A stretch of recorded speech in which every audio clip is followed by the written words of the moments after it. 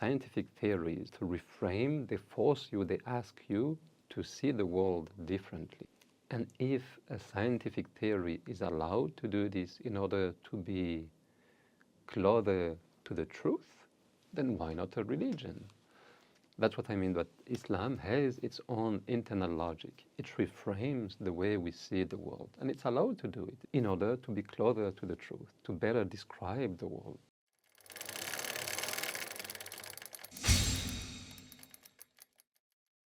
Assalamu alaikum wa rahmatullahi wa barakatuh. Chapter 3, Section 4, finally. Here I'm talking about the internal logic of the Islamic paradigm. So in order to continue my scientific evaluation of Islam, I now turn to what I call its internal logic. So by internal logic, I mean that as a paradigm, as a theory, the theory is allowed to reframe how you perceive the world. If I go back to scientific theories, it's, for example, if I take quantum mechanics, relativity, these are modern theories that reframe, they force you, they ask you to see the world differently. Like again, quantum mechanics tells you that this table on which my computer sits is mostly empty. Although my hand does not go through, it's mostly empty. It's made out of protons, neutrons, electrons. But these are really small particles, and in between, nothing. Vacuum. That's what quantum mechanics tells me. Another maybe less less complex modern theory, just the idea of the heliocentric system, having the sun at the center and all the planets revolving around. It's not what you see every day when you wake up. When you wake up, you see the sun moving across the sky. But that conception of the universe, heliocentric model, tells you that no, what you see is just an illusion. Actually, the sun is fixed and you turn, like the sun, actually you revolve around the sun and not the opposite. So they reshape, they refine, they reframe the way you see the world. And if a scientific theory is allowed to do this in order to be closer to the truth, then why not a religion?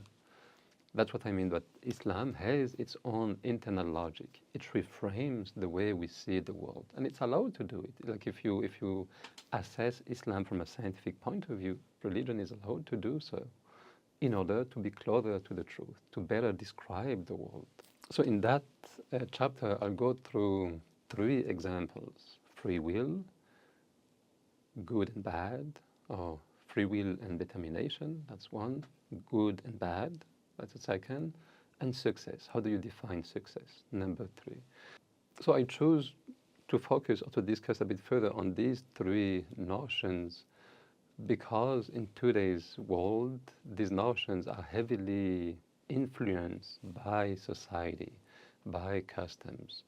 And in a way, Islam comes and pushes back against that influence. It pushes back against that influence and provides a grounding, an eternal grounding onto which you can base these understanding, these conception, these framing or lenses through which you'll see the world. Maybe I may repeat myself, but for me it's important to spend some time on these notions, on this internal logic, because if you look again from a scientific point of view, that redefinition, that internal logic helps you to better benefit from the world. Like using quantum mechanics and using relativity, even though these are concepts that might defy your initial perception of the world, the quantum mechanics again redefine how a particle behaves. Relativity redefine how time passes. But these, if you take these into account, then you can benefit more from the world. We can go to space. We can hope to one day colonize Mars. We can communicate at a distance quasi-instantaneously. You can do amazing things. Similarly, Islam comes, redefines these notions, And through these redefinitions, it allows you to benefit much more from the world. Subhanallah. Maybe to give practical examples. Islam tells you that this life is a test. And in that test, you'll be challenged, either through your health, your wealth, your family, but you just accept it because it tells you so. You accept and you try to pass the test, to succeed in that test. How do you succeed? If you're afflicted, you're patient. If you're given more of these, then you have to be thankful. Trust that whatever happened is for the best. That if you didn't get that job, is because maybe through that job you have been arrogant and you would have become a monster. Maybe. So you have to trust that whatever happened is for the best. And that helps you to go to swallow the challenge and to go beyond, to progress, to continue in life. At the moment, within the university, in my department, we are going through a restructure. And you see that it is affecting people. Some of us will lose their job. We don't know who, we don't know how many. And it is stressful. But then Islam tells you that whatever will happen is for the best. Like we reach a point where whether you keep the job or if you lose it, you'll suffer. If you keep the job, you'll have twice teaching, admin, and other responsibilities. If you lose it, you'll have to find something else.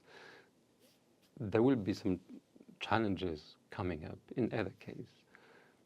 But either you can try to resist it as much as you can, or you can embrace it. And look at the positive, look at the benefits you can derive from these challenges.